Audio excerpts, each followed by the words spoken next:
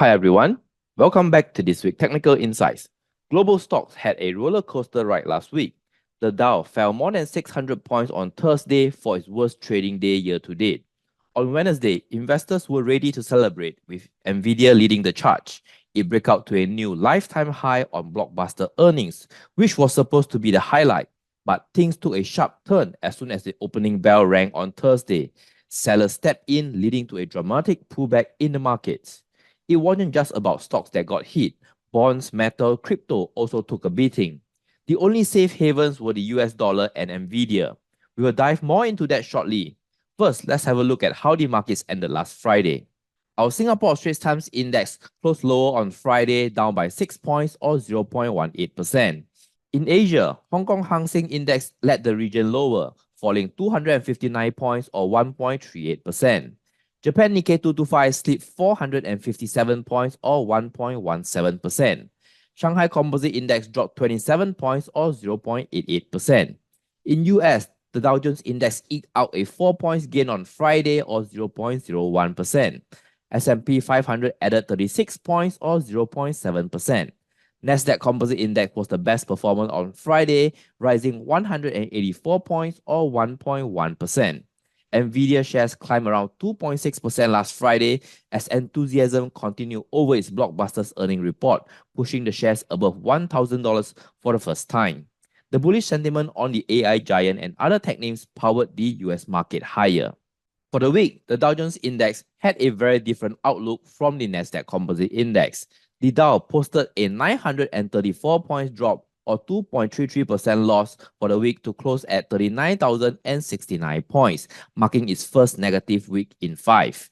The S&P 500 managed to edge out 1 point or 0.03% for the period to 5,304 points, maintaining its fourth consecutive positive week. Tech-heavy Nasdaq Composite Index added 234 points or 1.41% to close at 16,920 points. The focus on Nvidia made everyone overlook the Fed minutes released earlier. The Fed is now adopting a more hawkish tone, indicating that the rates will stay higher for longer. This wasn't discussed much by the media or the news headline as Nvidia blowout earnings took all the limelight. If Nvidia hasn't been up 15% last week, the market would have been hammered even harder. In Asia, Hong Kong stocks fell for the first time in 5 weeks. The Hong Kong Hang Seng Index lost 944 points or 4.83% for the week to close at 18,608 points, its biggest weekly loss since January. The Hang Seng Tech Index dropped 313 points or 7.61% for the period to 3,799 points. E-commerce firm Alibaba surrendered the gains after the company announced on Thursday it would raise $4.5 billion by issuing convertible bonds and use the proceeds to fund its share repurchase program. Its shares declined 0.6% to Hong Kong dollars $78.15 on Friday. Week to date, our STI index had a shorter trading week due to the Vesak Day holiday, but managed to edge out slightly higher by 3 points or 0.09% for a second consecutive positive week. Top performer on the STI last Friday were Yangzijiang Shipbuilding and BFI Retail Group, up 2.7% and 1.08% respectively. So let's move to the charts and analyze if both stocks will continue to rebound and rise further in the next few weeks. First, let's have a look at Yangzijiang Shipbuilding. Yangzijiang Shipbuilding was one of the names that benefited from the recent rebound in the Chinese markets. Last Friday, the share price rose 5 cents or 2.7% to $1.90. The day before, on Thursday, there was a big jump of 10 cents and 5.71% gain for Yangzijiang as well. For the week, Yangzijiang Shipbuilding rose 15 cents or 8.57%. Most recently, we covered Yangzijiang on the 1st of April video when it hit our target price of $1.90 and we suggested to put a stop loss of 5%. After the 1st of April, Yangzijiang share price triggered our stop loss and hit a low of $1.69 on the 7th of May before rising again. Yangzijiang share price has been on an uptrend since the low in October last year. Since the middle of March, as you can see here, we observed that Yangzijiang share price could be struggling to form a higher high to continue or sustain the uptrend that we are seeing.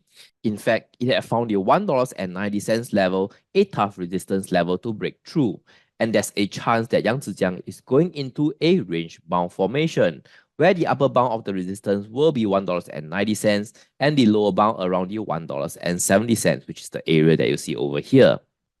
If the range bound formation continues, then the upper bound of the Bollinger Band at $1.84 and the lower bound of the Bollinger Band at $1.64 will be the key levels to watch and trade in. Having breached the upper bound of the Bollinger Band last Friday, traders should be cautious chasing the rebound that we are seeing right now. A more prudent strategy would be to wait for the price to retrace back to the lower half of the Bollinger Band over here, nearer to the lower bound of the Bollinger Band at $1.64 before accumulating again. The MACD indicator is still showing strong positive momentum on the upside, but the RSI has already breached the 70-point overbought mark. The previous time the RSI hit the 70-point overbought mark was somewhere around the 11th of March period. Price then retraced back to the low of $1.70 over here, so the $1.64 level and the $1.70 level will be key levels to be used to accumulate on Yangzijiang Shipbuilding. Next, let's take a look at DFI Retail Group. We covered DFI Retail Group just last week. We reiterate the previous strategy where we preferred the direction would be to still continue to short on DFI Retail Group once it hit a prominent resistance level like the upper bound of the Bollinger Band, now at $1.97, with the 50 days moving average at $1.98 and the 100 days moving average at $2.03. Even though DFI Retail Group share price rose 1.08% last Friday, for the week, the share price remained unchanged with the week before. We also observed on Friday over here, DFI share price reached a high of $1.94 and was subsequently retreated, indicating supply and resistance is very strong at the 20 days moving average. MACD reading is still positive but remain at the same level from last week, so not much of a momentum over there. The latest RSI reading at 46 is still below the 50-point neutral mark, meaning that momentum is still quite weak. So we should follow through with the existing strategy to short DFI Retail Group once it hits the upper bound of the Bollinger Band, now at $1.96, or the 50 days moving average at $1.97, and the 100 days moving average at $2.02. And these are the updates that I have for you this week. If you do find this information useful, do remember to like, share, and subscribe to stay updated with the latest market developments. And I'll see you again next week in the next Technical Insights.